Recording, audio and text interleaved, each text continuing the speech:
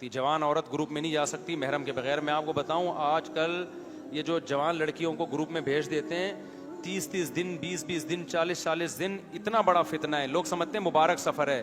دیکھو مرد اور عورت جب بھی ہوں گے نا تو سفر مبارک ہو یا منحوس ہو اس سے کوئی فرق نہیں پڑتا.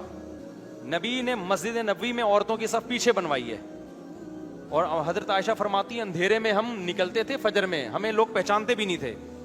حالانکہ وہ نبی کے پیچھے پر مرد اور عورت کو حج اور عمرے سے کوئی تعلق نہیں ہے اس کا.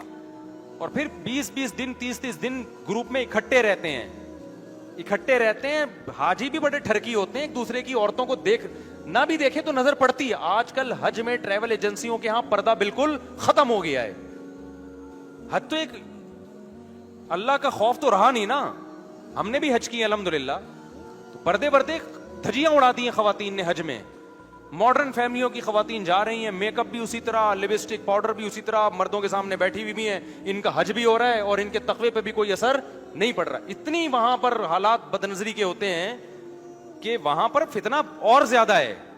کیونکہ کئی دن یہ تو موقع آپ کو کسی تفریح میں بھی نہیں ایسا آتا کہ کسی غیر عورت کے ساتھ آپ 20 دن کے ٹور, یہ تو کالج یونیورسٹیوں میں ایسا نہیں ہو رہا. اب ایک کالج یونیورسٹیوں میں بھی لڑکیوں کے ساتھ جو جاتے ہیں نا ٹرپ پہ, وہ بھی 2 دن 3 دن 1 دن اس طرح ہوتا ہے. حج میں 18 دن 20 دن ساتھ رہتے ہیں. وہاں ٹھرکیوں کو بڑے موقع ملتے ہیں, لڑکیوں کو پٹانے کے بھی اور لڑکیوں کے لیے پٹنے کے موقع بھی ملتے ہیں. سمجھ رہے ہو کہ نہیں سمجھ رہے؟ وہ وہاں بھی لڑکے ہوتے ہیں, وہیں سیٹنگ بہت کچھ ہوتا ہے. میں بدگمان نہیں ہو رہا کہ آپ حاجنوں پر بدگمانیاں شروع کر دیں, لیکن شریعت کا مزاج ہے بھائی, مرد اور عورت جہاں جمع ہوں گے وہاں کیا ہوگا؟ فتنہ. اور اب ٹریول ایجنسیوں میں پردے کا رواج بالکل ختم. اب تو ختم پردہ وردہ, وہ بس حج ایک بزنس بن گیا ہے. پہلے زمانے میں حاجی لوگ جاتے تھے کہ جی نظر حفاظت, اور انٹی نے بھی جناب پورا پردہ کیا ہوا ہے کہ جی وہ بہت احتیاط کے ساتھ اللہ کے راستے میں. اب تو ایک انٹرٹینمنٹ ٹائپ کی چیز بن چکی ہے.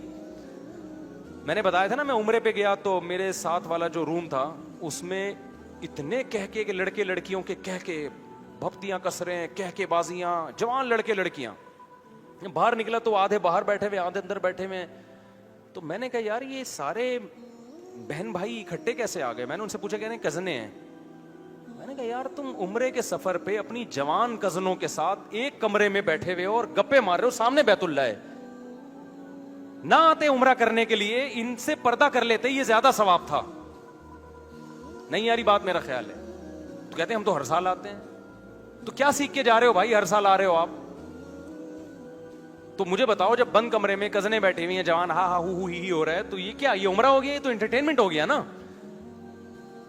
تو میری تو نیند کا بیڑا غرق ہو گیا تھا ان کے کہکوں کی وجہ سے. تو مجھے تو نیند کی فکر نہیں تھی, مجھے یہ تھا کہ یار آپ تھوڑا سا خیال کرو بھائی. کم از کم حج کے سفر میں تو اتنا کر لیا جائے نا کہ یہ لڑکیاں الگ ہو جائیں, مرد کیا ہو جائیں, الگ ہو جائیں. اتنا تو کر لو نا کم از کم.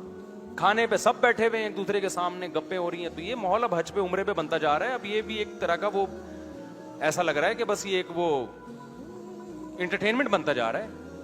خدا نہ خواستہ ہم آپ کو حج عمرے سے نہیں روک رہے, حج عمرہ تو بہت بڑی عبادت ہے, لیکن اس کو انہی آداب کے ساتھ کرو میرے بھائی جو آداب اللہ رسول. عبادت کے اسٹائل میں اچھی لگتی ہے. کم از کم جو خواتین پردہ نہیں بھی کرتی وہاں تو کریں نا, جا کے مردوں کے سامنے مت آئیں.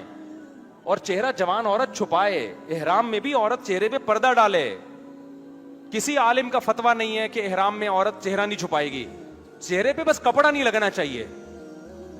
احرام میں عورت پر یہ لازم ہے کہ چہرے پہ کپڑا نہ لگے. تو صحابیات کپڑا نہیں لگاتی لیکن پردہ کرتی تھی, وہ آڑ لے کے. آپ سوچ سکتے ہو کہ امی عائشہ رضی اللہ تعالی عنہا حج کے دوران غیر مردوں کے سامنے آئی ہوں گی, چہرہ دیکھا ہوگا انہوں نے, حالانکہ چہرے پہ کپڑا نہیں لگا, لیکن وہ کہتی ہیں جب بھی کوئی غیر مرد آتا تھا ہم کپڑا آگے کر دیتے تھے, پردہ کرتی تھی وہ. تو آج کل شیڈ آ رہے ہیں تو وہ خواتین اس پہ ڈال لیتی ہیں. تو جو بے پردہ خواتین بھی ہیں میں تو ان سے بھی کہتا ہوں جب حج کرنے جاؤ تو بھائی آپ شیڈ لو, آگے پردہ کرو. شاید اسی بہانے آپ کو پردے کی توفیق مل جائے. اور جو بوڑھی عورتیں ہیں وہ چہرے کے پردے سے مستثنا ہیں, ٹھیک ہے. جو ایجڈ خواتین ہیں وہ چہرہ نہ ڈھانپیں, ان کے لیے گنجائش ہے. لیکن جوان عورت تو کریں نا. اور پھر بھی نہیں ہو رہا تو کم از کم کھانے کی ٹیبل پہ یا کہیں رہائش میں بالکل غیر مردوں سے کیا رہیں, الگ رہیں.